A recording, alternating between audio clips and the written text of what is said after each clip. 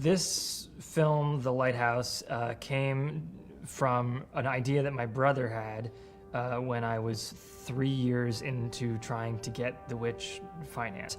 The story of Small's lighthouse in Wales in the early 19th century, where there were two lighthouse keepers, both named Thomas, one older, one younger, and a storm comes to their lighthouse and they get stranded. But the idea of the two Thomases could be a cool two-hander about identity that could very quickly become strange.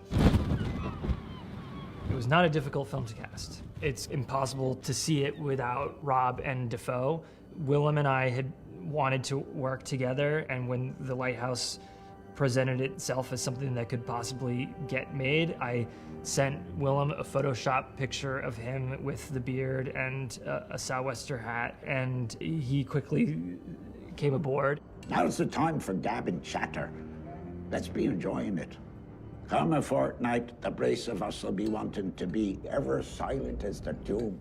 When I read the script of The Lighthouse, it was pure pleasure. I liked the language, I liked the events. There were interesting things for the actors to do, and it was clearly going to be an adventure. And then when Robert Eggers told me how he was going to shoot it, that they were going to build a lighthouse on this bit of land in Nova Scotia and shoot out in the elements, it sounded great. And Rob, I approached on another film, which he liked it, but he said that the role wasn't weird enough and he was only interested in doing weird things. And this was plenty weird, so he was happy to come on board.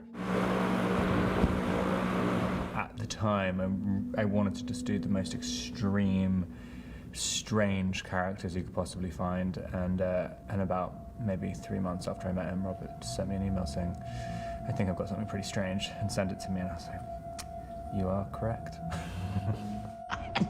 The sister needs a look into one of your duties, lad. Or didn't you read yourself about it?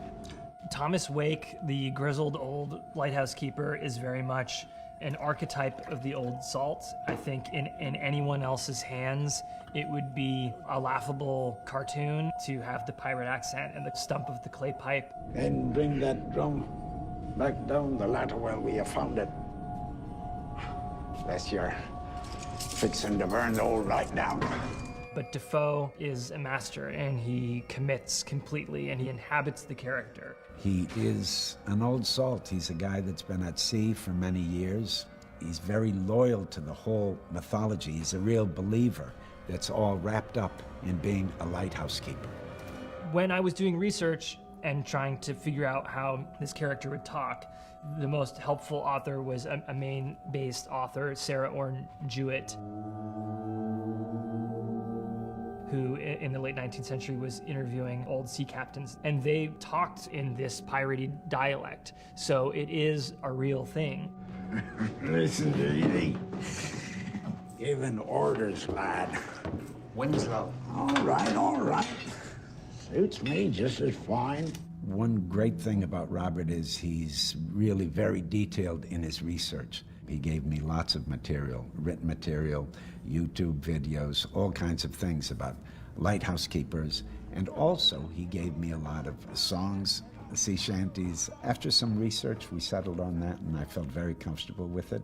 I worked with a dialect coach by the name of Howard Samuelson, and it was good preparation for these very poetic musical speeches that old sometimes locks onto. I already says... How dare ye contradict me, you dog? Now look here. I ain't never intended to be no housewife nor slave in taking this job. And it ain't right. Ephraim Winslow